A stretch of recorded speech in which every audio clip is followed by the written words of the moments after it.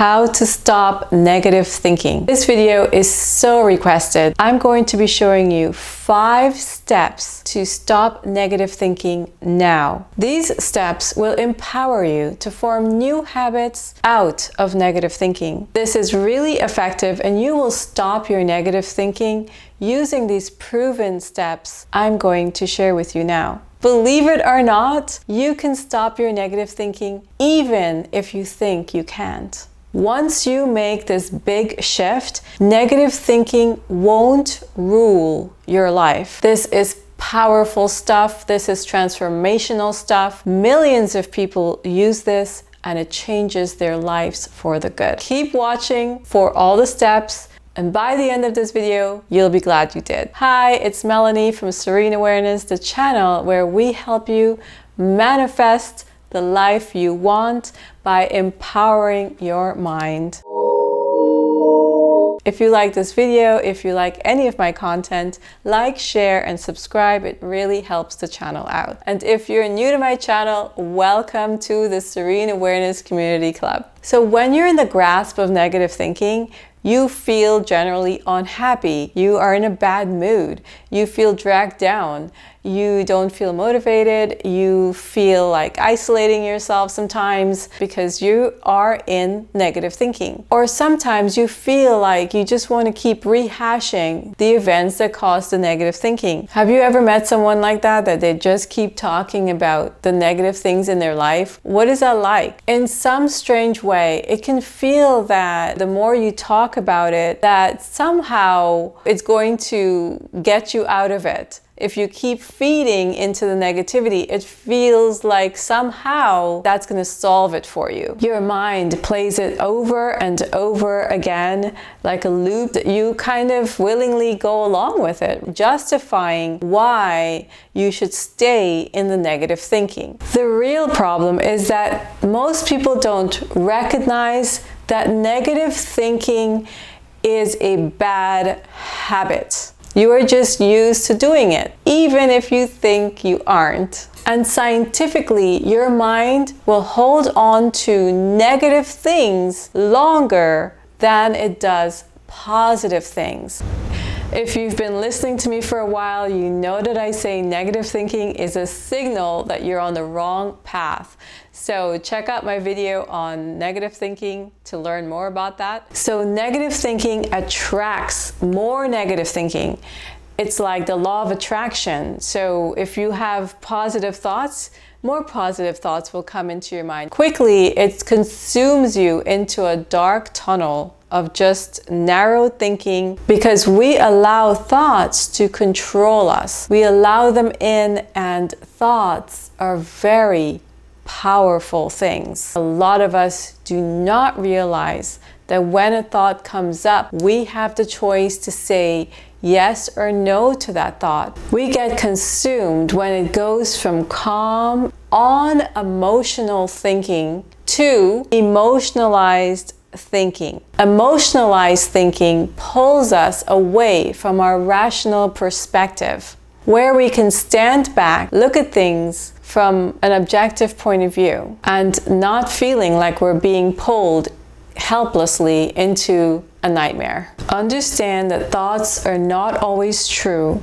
but we have been trained to let them pull us here, there, and everywhere. So what's the big solution to stop negative thinking? Realize that negative thinking is a habit and become more aware of your thoughts as a habit, and especially aware when your thoughts become emotionalized, when your thinking becomes emotionalized, because right there you are losing your perspective, because you know from experience that once you allow negative thinking in, it's going to pull you down and grab you in all of its tentacles. I'm going to get to the steps. I'm just giving you a big picture here. Emotionalized thoughts magnetize other thoughts like it and pull you into a web of similar like thoughts. Now you can start to shift your lifestyle patterns and you can change it. Bring your intention to change your negative thinking. Number one, on the onset of negative thinking, stop, write down what your mind is telling you. Write down the feelings you're experiencing. Write it down. You can have a journal, you can have a notepad, you can have what I find is using my iPhone. I love writing in here because I can always access it. You can use your phone as well. When you write it, you're releasing it from your mind. Again, when you write it, you are releasing it from your mind. You want to face it instead of escaping it, because we know that whatever we escape only comes back with more resistance. So we really want to be able to face the negative thinking. And that's why, as hard as it might be to say, I'm going to write down what I'm experiencing, what my mind is telling me, what I'm feeling, that is what number one is. What you're doing essentially, sometimes have you ever been really angry at someone and you want to text them back like a mean text, or tell them what you're feeling, or you're telling them how much you hurt? So basically what I do is I open my notepad and I pretend I'm texting them, and by the time I'm halfway done, guess what? That anger and that upsetness, because I've been writing it out, what I'm essentially doing is getting it out of my mind. I'm going into the feeling, inside of the feeling, instead of the resistance of it, instead of locking it up and keeping it inside and letting it brew more and getting bigger and bigger and bigger. And that's what causes negative thinking to keep going on and on and on and staying in your mind for such a long time. When you don't write it down, you don't get it out of your mind, you don't express it somehow, then it just stays in there, and it may come back at different angles, it may come back bigger at a different time when you least expect it. So the idea is really going in and just bringing it out. So just writing it out is really going to be so effective for this practice. And you will notice that you start to feel lighter. You start to feel a little bit more at ease. You're not so intense. You're not so emotionalized. You're just letting it out, letting it out. And in this writing process, you also can start to see different perspectives, which you aren't able to see when you're just locked inside your mind, because it's like restricted, right? So write it out. This will really help to calm the fury and release the emotionalized thoughts. Okay, so number 2 is connecting with your breath. However much you can, try to connect with your breath. I know that when people are in emotionalized thoughts, they might be breathing really fast, their chest is like tight, and it also is a little more difficult to breathe out of your nose. So I really encourage you to breathe from your mouth, because it's so much easier to get deeper breaths in and out of your mouth. Really exhaling is going to send calming signals to your mind. So try to exhale for as long as you possibly can.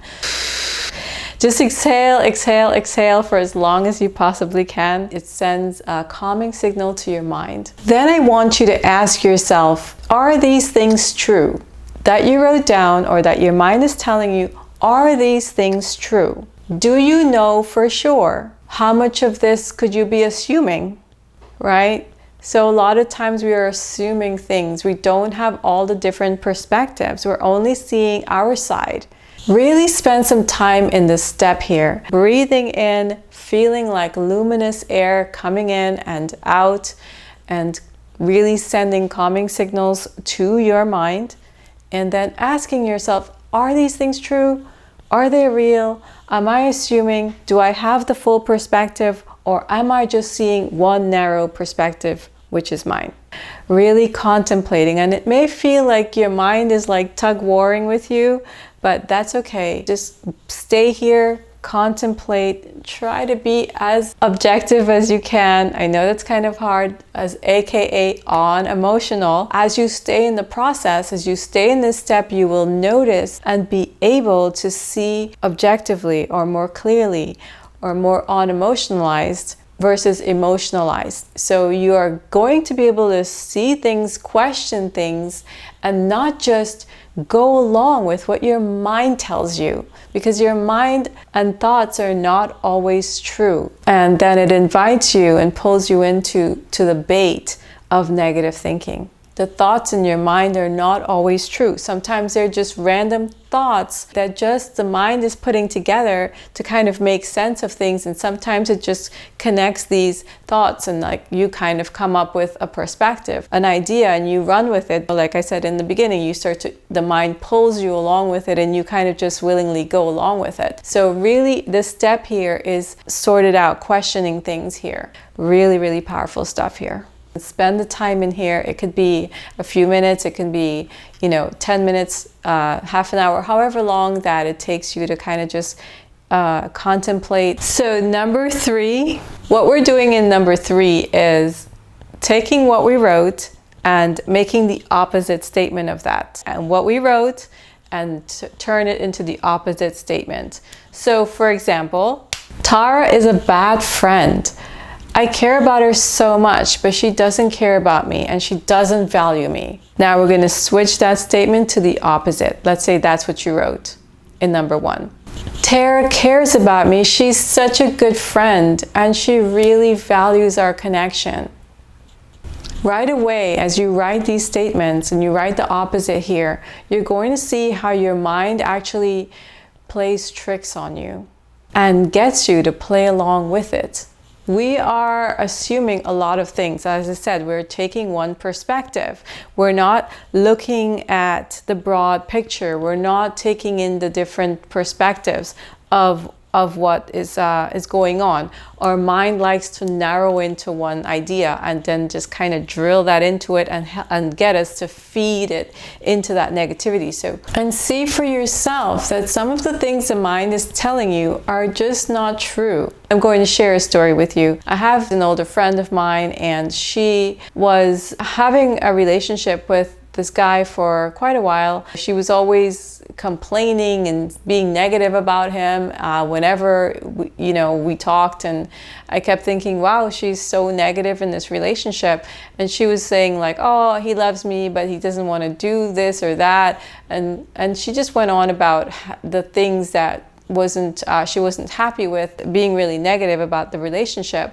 And then they kind of just like split off. And then 6 months later, she finds out that, he's had this illness and he's been really sick and he's like really dealing with that. And he was really in a bad place, and that he wanted to have a relationship with her, but he really actually couldn't. And he suddenly became way more sick. And that's when I guess they stopped talking. The fact is he'd had this previous condition, but it just got worse, and he just didn't want to burden her with it. That's a typical example of how we assume things, and we don't know the whole truth, and we don't know the absolute truth about the different scenarios and different situations. From those assumptions and those emotionalized thoughts, we feed into the mind of negativity. We feed into the mind pulling us into negative thinking.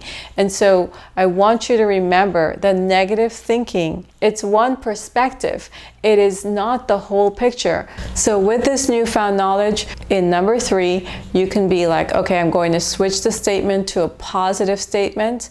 And then you can actually start to see different perspective in that opposite statement. Let's dive into number 4. So whatever the situation is that you feel negative thinking about, I want you to ask yourself these questions. Ready?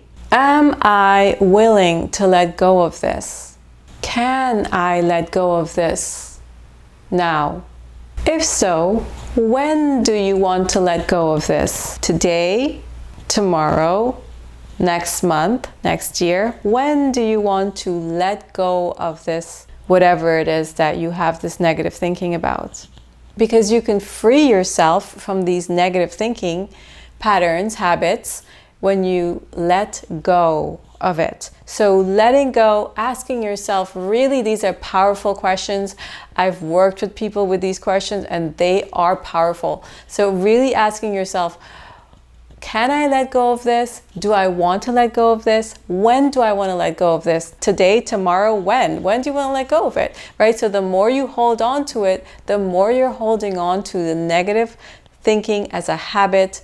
And that is what we want to change here, right? The sooner the better. And we want to bring forgiveness in here, bring forgiveness in, and know that the universe, The divine source sees all things, and it will deal with and take care of the people and the things that have caused you harm. That is not your job. That is completely on the other person. If you believe someone wronged you in any way or did something that was very bad, it is not your job to fix that person or to confront that person. The universe, the divine source, takes care of that. In this way, you can learn to forgive, let it go and forgive. When you do this, you're essentially killing off the bad habit of negative thinking, which is toxic in your mind and which destroys precious, valuable relationships in your life and also destroys our own lives. Make this your new habit to not feed into the horrid path of negative thinking anymore. We get to choose which thoughts come in and which we allow. Good feeling thoughts, positive thoughts, thoughts that uplift us, thoughts of good things, okay? The bad thoughts, the negative thoughts, they serve no purpose. They just drag us down. Of course, negative thoughts happen. I don't expect you to never have a negative thought.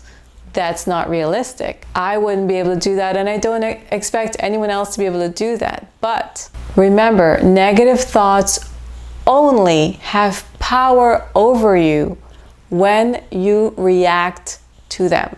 When you react to thoughts, then they have power over you. When you react to a negative thought, you essentially are empowering that thought. Without your emotional reaction to that thought has absolutely no power over you. You have the permission to just let negative thoughts pass by without having to give them any of your attention, as totally unimportant and powerless. And you do not have to give negative thoughts your attention. Okay, so number 5, this is the last one and it's an easy one. So number 5 is about sharing more of the good things in your life, focusing more on the good things, like just celebrating the little good things in your life. What you're doing is you're retraining your mind to focus more on positivity rather than negativity. So you want to focus on the things that you want to manifest into your life rather than negative things, because whatever you focus on, that's what's going to manifest, right? The more you focus on something, the more you're attracting that into your life. So this is the practice here by just, talking about the positive things that are happening in your life, no matter how little they are, big or small. So a good way to do this is also giving gratitude. The more we have gratitude in our life, the more that puts us in a place of plenty, and it puts us into a place of having, and then that place of having manifests more having, versus the opposite of like lack, and lack is not having, or not manifesting, not having what you want. So this is a very powerful practice. It retrains the mind to be in, we have neuroplasticity happens all the time. So you can retrain your mind to become a positive habit, more positive mindset, basically. Positive mindsets. So the more you seed your mind with positive things, the better you're going to be at forming the new habit of a positive mindset versus a negative thinking mind. You will be surprised at how powerful and fast these steps work. You just have to keep practicing it, and your negative thinking will stop quickly if you just do these steps. They're very powerful, they're simple, anyone can do them, and I hope that you will practice them and you will see the results quickly. This works, you can do it. So thank you all for watching. Love and blessings, and send me your comments